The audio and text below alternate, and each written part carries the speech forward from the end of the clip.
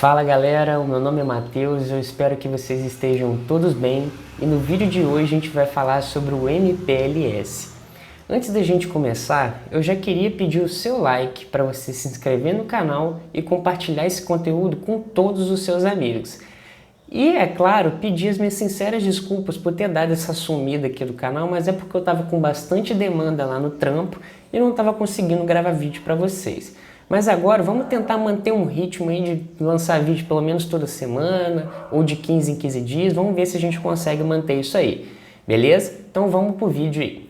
O MPLS, ele vem de Multi-Protocol Label Switching. E ao contrário do que muita gente pensa, o MPLS ele já é um protocolo maduro, porque ele já vem há algum tempo já existindo no mercado. Porém, ele era bastante utilizado apenas no mundo das operadoras, das grandes telecoms. E somente agora, nos últimos anos, quando nós, provedores de internet regionais, tivemos acesso a equipamentos mais robustos, a preços mais acessíveis, o MPLS ele vem se tornando cada vez mais uma realidade do provedor de internet. E o MPLS ele traz diversos benefícios que ajudam não só as grandes operadoras, mas você também, provedor de internet, a melhorar o seu desempenho na rede. Esses benefícios são o uso de uma infraestrutura unificada. Então, com MPLS, a gente consegue rodar, por exemplo, telefonia, TV, satélites, internet, serviços antes que precisavam de uma infraestrutura separada para cada um. Então, se eu fosse entregar uma TV, eu precisava de uma infraestrutura para TV. Se eu fosse entregar a telefonia, eu precisava de uma infraestrutura de telefonia. Com o MPLS foi possível a gente criar uma infraestrutura de telecomunicações unificada e passar dentro dessa infraestrutura todas as nossas tecnologias, como internet, televisão, telefonia ou outros serviços que algum provedor pode estar entregando para os seus clientes. O próximo benefício que a gente vai mencionar é um núcleo livre de BGP, ou Border Gateway Protocol, que a gente já falou aqui no canal. E se você quiser, dá uma pesquisada no link aqui em cima que a gente tem alguns vídeos sobre BGP também. Então, o que significa ter um núcleo livre de BGP e qual é a melhoria da nossa rede em relação a isso? E para exemplificar, eu vou mostrar essa topologia aqui, que caso você já tenha visto alguma coisa sobre o MPLS, com certeza você viu alguma derivação dessa topologia que eu estou mostrando aqui agora. Então é o seguinte, o core da nossa rede, o núcleo da nossa rede, a gente só roda o IGP e o MPLS, a gente não roda o BGP nele, porque esse IGP na maioria dos casos é o OSPF, né? Porque a gente precisa montar uma base de roteamento para poder embarcar o MPLS dentro da nossa topologia, e a gente só vai ter o BGP configurado nas bordas da nossa rede. Aqui, como você pode ver, esses roteadores de borda a gente chama de PE, ou Provider Edge, que são a borda do nosso provedor. Esses roteadores, sim, a gente vai rodar o BGP porque a gente vai fazer com que esses roteadores fechem conexões BGP com os clientes. Com isso, a gente apenas vai transportar essas informações recebidas via BGP, que são prefixos, atributos, esse tipo de coisa, para os outros roteadores na outra ponta da borda através do MPLS. Então o MPLS, como você pode ver, ele é apenas uma rede de transporte. Ele só serve para a gente transportar um pacotinho de um ponto A até um ponto B. E qual o benefício que isso traz para a gente? O benefício é que esses roteadores de borda, eles precisam muitas vezes ser roteadores mais robustos, porque são roteadores, por exemplo, que vão saber a tabela full BGP que vão receber das operadoras dele, vão ser roteadores que vão receber tabelas de roteamento de clientes. Então precisam ser roteadores muito mais robustos que os roteadores que vão dentro do núcleo MPLS. E também a gente faz com que o custo de projeto fique muito mais barato, porque esses roteadores aqui do nosso core, eles não vão conhecer as tabelas de roteamento dos roteadores da borda. Então é como se no mundo ideal o núcleo MPLS somente conhecesse as rotas do núcleo MPLS, as rotas IGP que aprendeu via OSPF, e as loopbacks de cada roteador aqui. E nas bordas da nossa rede, a gente tem os roteadores mais parrudos, onde recebem as tabelas de roteamento dos nossos clientes. O outro benefício, que eu acho que é o serviço mais conhecido quando a gente está falando do MPLS, é o MPLS VPN. A gente tem o MPLS VPN L2 e o MPLS VPN L3. A gente vai ver agora com a mesma topologia o que significa cada termo. Então a gente tem aqui nesse ponto A uma empresa que vai ser a cliente A da Morcego Telecom. E essa empresa ela tem a matriz aqui na cidade de Vitória e a filial numa cidade do Rio de Janeiro aqui, ó, na cidade B. Então é o seguinte, quando a gente está falando de interligação de filial, muitas vezes é comum a empresa contratar um ponto a ponto ou contratar uma interligação, um LAN to LAN, então cada empresa chama de alguma coisa. Mas o que muitas vezes o cara quer, ou ele quer um circuito L2 ou ele vai querer um circuito L3. Vamos falar primeiro do circuito L2, um LAN to LAN, um ponto a ponto, esse tipo de serviço. E não importa, galera, o que a gente está falando de ponto a ponto. Um ponto a ponto ele pode ser muito bem em cima de um frame relay, pode ser em cima de uma rede MPLS, pode ser em cima de uma VLAN. Então, quando você contrata um ponto a ponto, quando eu estou falando no contexto de empresa, uma empresa vai contratar um ponto a ponto, não interessa como a operadora vai entregar isso para você, o que você quer é um ponto a ponto. Só que a forma mais sofisticada, a forma de ter um design mais elegante de entregar esse tipo de tecnologia para o cliente é através de um MPLS. Porque pensa no seguinte, imagina que entre essas duas cidades aqui de Vitória e Rio de Janeiro tenha, sei lá, 30 roteadores, 30 switches. Você vai entrar em roteador, configurando o VLAN de um ponto até outro. Com o MPLS a gente consegue fazer o MPLS VPN, onde a gente só vai precisar fazer configuração aqui no roteador de Vitória, que está conectado ao nosso cliente aqui em Vitória, e a outra configuração no roteador do Rio de Janeiro, onde fica a filial do nosso cliente. Feita essa configuração, vai ser estabelecida uma VPN entre o roteador de Vitória e o roteador do Rio de Janeiro, e todo o fluxo daqui do cliente de Vitória para o cliente do Rio de Janeiro vai passar por dentro dessa VPN. Então é como se você chegasse para o cliente lá em Vitória e entregasse uma ponta de cabo para ele e para a outra ponta do cliente lá no Rio de Janeiro você entregasse a outra ponta. Como se você mantesse um fio literalmente de Vitória ao Rio de Janeiro.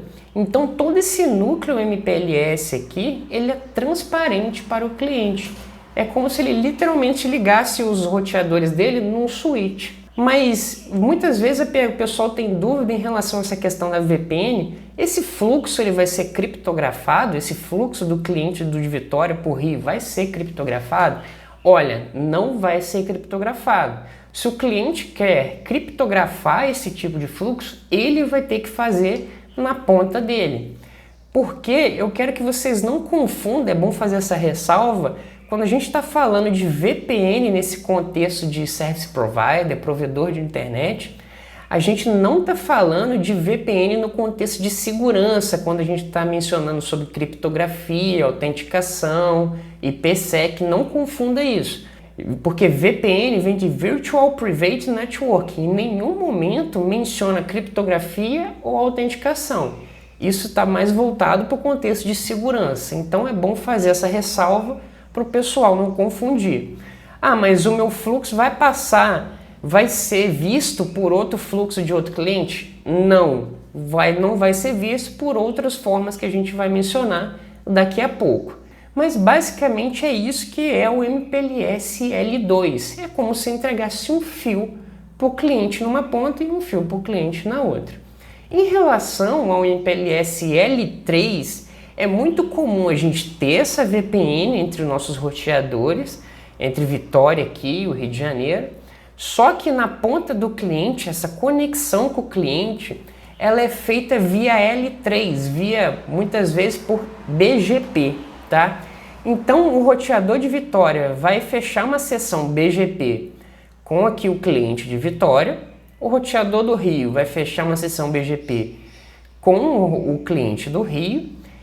Ambos roteadores vão receber os prefixos de cada um e vão transportar de um ponto a outro esses prefixos.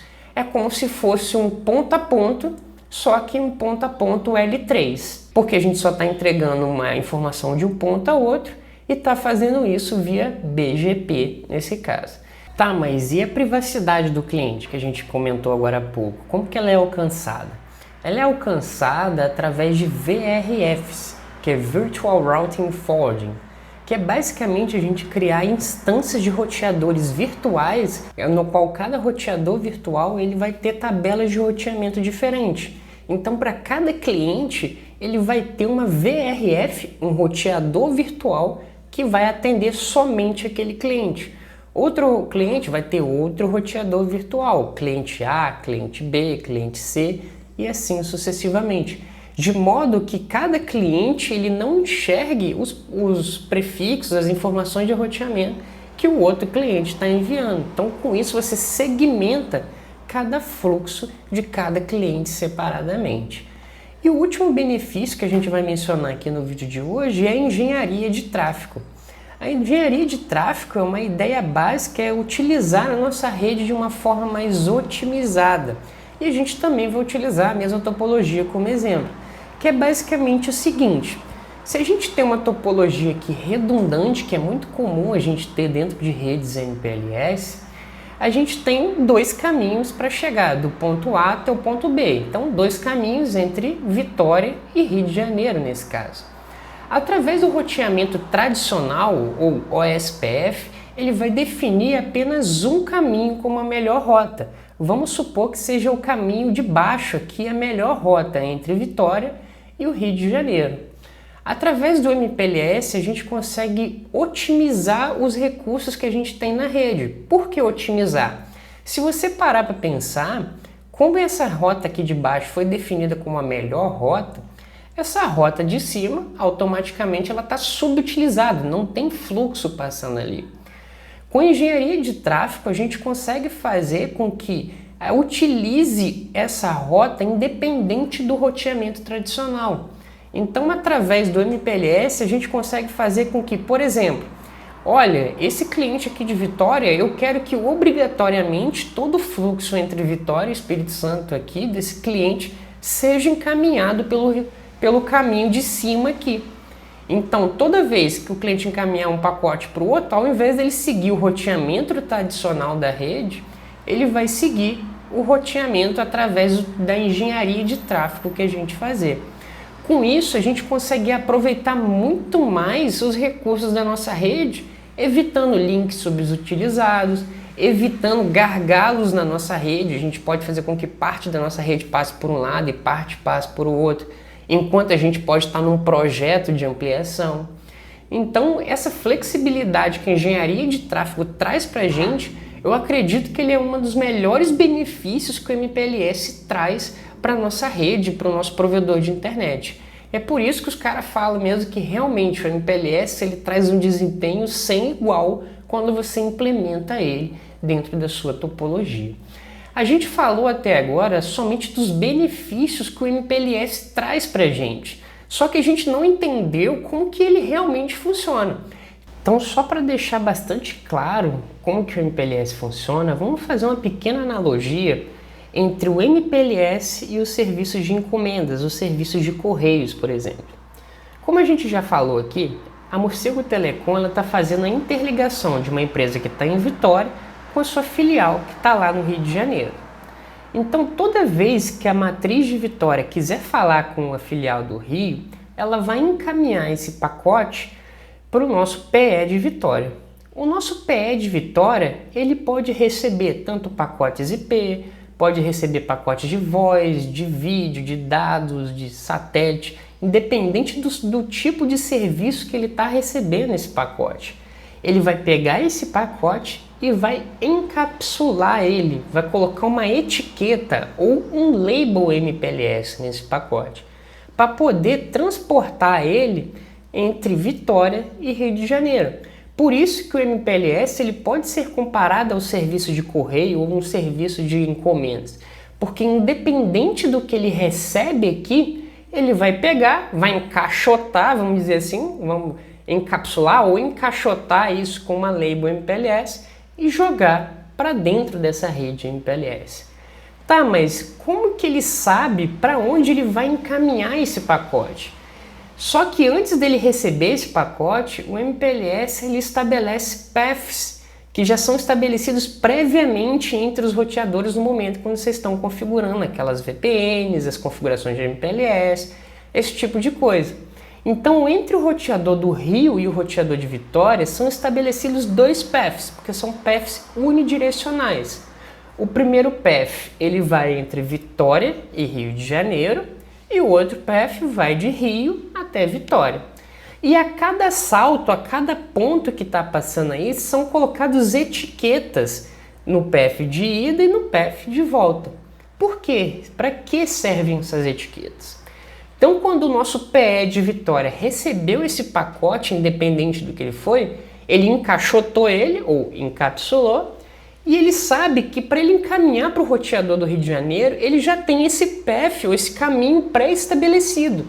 Então ele sabe que daqui para lá, ele vai colocar a etiqueta 50 nesse pacote e vai encaminhar para o próximo roteador. O próximo roteador, ele só vai olhar a etiqueta, ele não vai precisar de ficar desencapsulando o pacote, abrindo caixa, não vai precisar fazer nada. Ele sabe que ele recebeu um pacote com a etiqueta 50, ele vai ter que colocar uma nova etiqueta nesse pacote, que vai se chamar de etiqueta 60. Então ele vai pegar esse pacote recebido na 50, coloca a etiqueta 60 e joga para o próximo carinho. O próximo carinha aqui, ele vai fazer a mesma coisa. Ele, recebi com a etiqueta 60. Se eu recebi com a etiqueta 60, eu tenho que colocar a etiqueta 70 para mandar para outro cara. E ele vai fazendo isso salto a salto. Por isso que o MPLS também aumenta o seu desempenho de rede. Porque cada salto que o pacote passa, o roteador não precisa desencapsular pacote, ou o serviço de encomenda não precisa de ficar abrindo caixa, verificando essa coisa. Ele só pega daqui e joga para lá, porque ele recebeu numa etiqueta. Se ele recebeu numa etiqueta, ele joga para outra. E isso vai acontecendo até chegar no nosso roteador do Rio de Janeiro. Ele vai pegar esse roteador do Rio de Janeiro, que é o nosso PE, ele vai pegar essa etiqueta, tirar essa etiqueta e encaminhar o pacote IP para o nosso roteador do Rio de Janeiro. Chegou lá, o roteador vai responder essa requisição, vai acontecer todo o processo inverso aí, só que ocorrendo a mesma coisa. Recebi numa etiqueta, coloque em outra. E agora que a gente tem uma base de como que funciona o MPLS, a gente precisa dar nome aos elementos que a gente mencionou nos exemplos até agora. É claro que existem diversos conceitos sobre o MPLS, só que se a gente fosse abordar todos esses conceitos num vídeo só, viraria um vídeo de uma semana. Então eu peguei alguns elementos, alguns conceitos que eu achei importante para a gente começar a introduzir o MPLS, para em próximos vídeos a gente ir avançando dentro desse conteúdo. Então no vídeo de hoje a gente vai falar sobre Labels MPLS, Labels Stacking, LSR, LSP e LDP. Não se preocupe que a gente vai falar um pouco mais detalhado sobre cada ponto, tópicos aí. O primeiro que a gente vai falar é sobre o Label MPLS, e você pode ver como que é um Label MPLS nessa figurinha aqui do lado aqui. Como você pode ver, ele tem 4 campos, que é o Label, EXP, BOS e o TTL. E esses 4 campos ele é composto num total de 32 bits. Os primeiros 20 bits são os bits separados para os Labels MPLS, então que vão de 1 até esse número que você está vendo aqui de baixo aqui. Lembrando que os 16 primeiros valores eles não estão para uso normal, eles são uso especial, ok? Os próximos bits, que são os bits experimentais, o EXP aí, eles só têm o nome de experimentais mesmo, mas eles são utilizados principalmente para QoS. Então quando a gente estiver utilizando QoS dentro do MPLS, é dentro desse campo que a gente vai modificar aí. O próximo campo, ele é o BOS, o Bottom of Stack. E ele sempre vai ter o valor definido em 0, a não ser que ele seja um label de bottom of stack. E aí ele vai ter o valor de bit 1. Não se preocupe em entender o que é um bottom of stack agora, que já já eu vou falar sobre isso.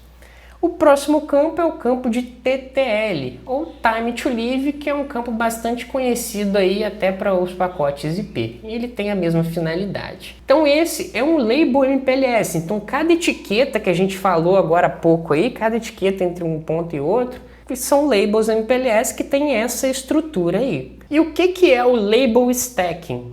É muito comum a gente ver em redes MPLS aí roteadores que não passam apenas um label, eles passam 2 ou 3 labels.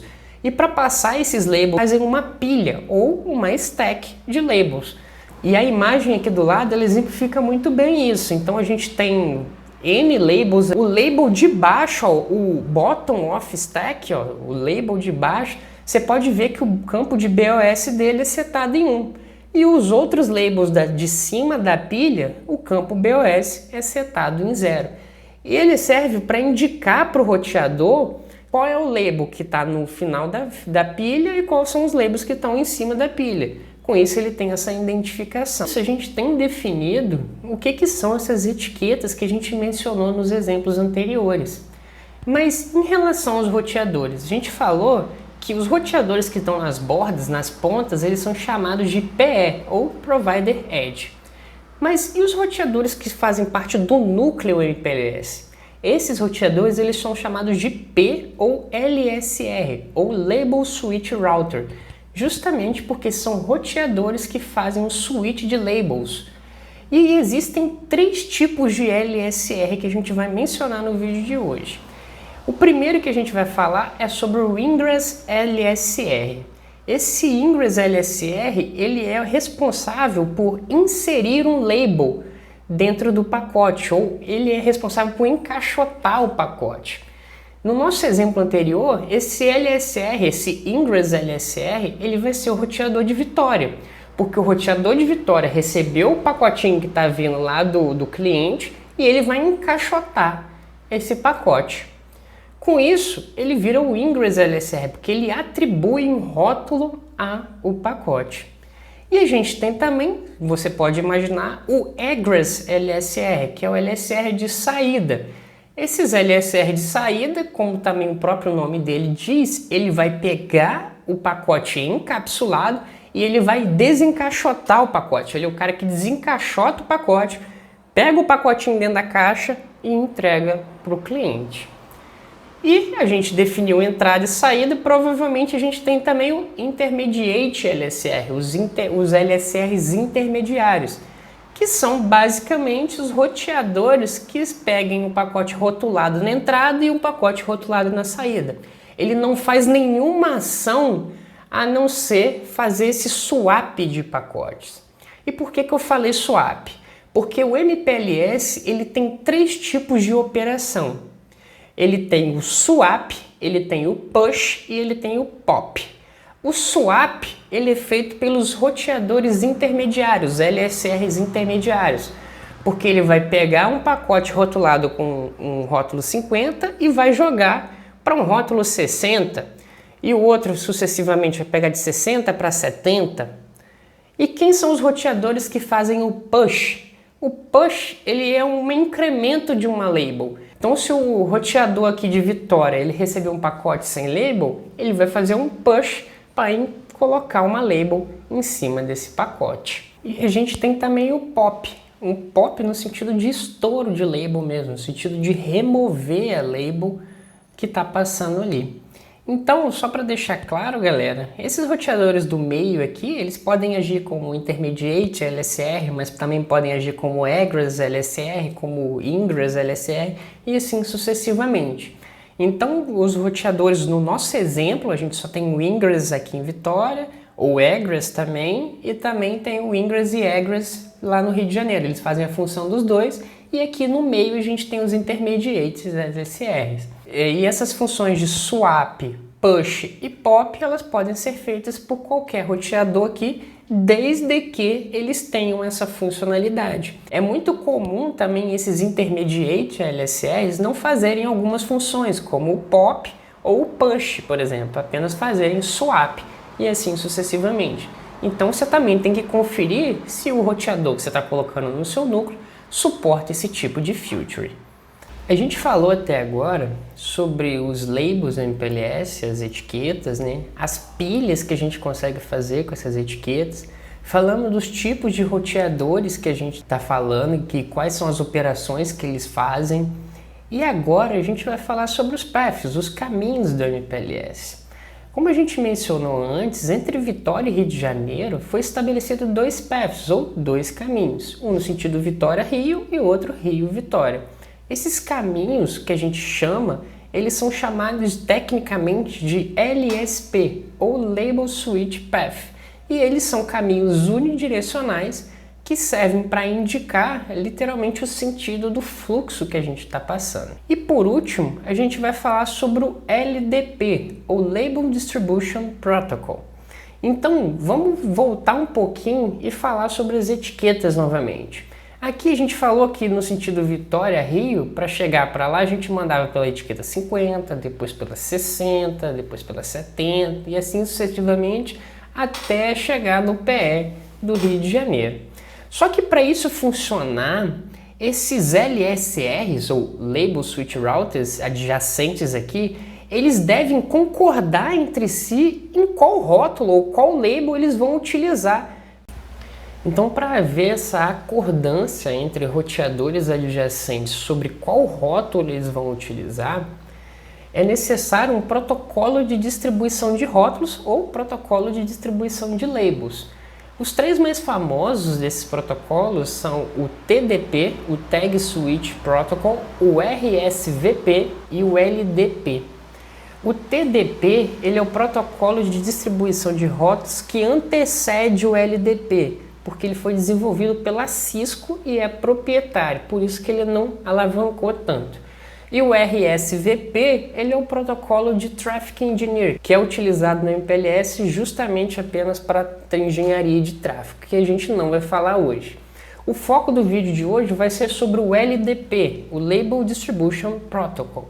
E o LDP, ele utiliza o protocolo de roteamento IGP para fazer essa distribuição dos labels, porque o IGP, que na maioria dos casos é o SPF, ele sempre tem um prefixo que é divulgado através do ASPF. Então o LDP ele associa cada prefixo do IGP a um label específico. Cada vez que com isso a gente está utilizando o MPLS, a gente sempre precisa ter um protocolo IGP rodando junto, justamente para fazer com que essa distribuição de labels ou distribuição de rótulos seja efetiva através do LDP. Então, trazendo para o nosso exemplo, o roteador do Rio de Janeiro ele vai fazer a seguinte operação. Ele tem um prefixo aqui da loopback dele e vai associar esse prefixo a uma label local. Ele vai fazer um bind disso daí. Ele vai pegar prefixo e label local. Vamos supor que a label local dele seja o 70. Ele vai pegar essa informação e encaminhar para o próximo roteador. O próximo roteador vai pegar esse prefixo da loopback do roteador do Rio de Janeiro, vai fazer uma bind local dele, que no exemplo é 60, e vai jogar o label para o lado. O próximo roteador vai associar o prefixo a uma label local, a 50, e vai jogar para o roteador de Vitória. Com isso, quando o roteador de Vitória receber esse pacote querendo ir para o Rio de Janeiro, esse path ele já vai estar estabelecido, com as labels todas estabelecidas e distribuídas, e assim ele não precisa de ficar desencapsulando o pacote e assim sucessivamente. Por isso que a gente consegue fazer o encaminhamento dos pacotes de um ponto até outro sem o endereço IP, apenas utilizando então as labels do MPLS e não o encaminhamento de IP normal que um roteador comum faria. E assim a gente consegue melhorar o desempenho da nossa rede apenas implementando o MPLS dentro da nossa arquitetura. Existem outros benefícios que o MPLS traz, esses foram os benefícios que eu achei mais importante trazer para vocês. Eu espero que vocês tenham gostado desse vídeo, que vai ser um vídeo apenas introdutório, que vai servir como base para próximos vídeos que a gente vai fazer aqui no canal. E é claro, se você gostou, eu queria que você curtisse aqui embaixo, compartilhasse com seus amigos, comentasse aqui embaixo alguma coisa que você não entendeu, alguma coisa que eu deixei passar, que eu vou tentar responder o mais rápido possível. E tamo junto, é nóis!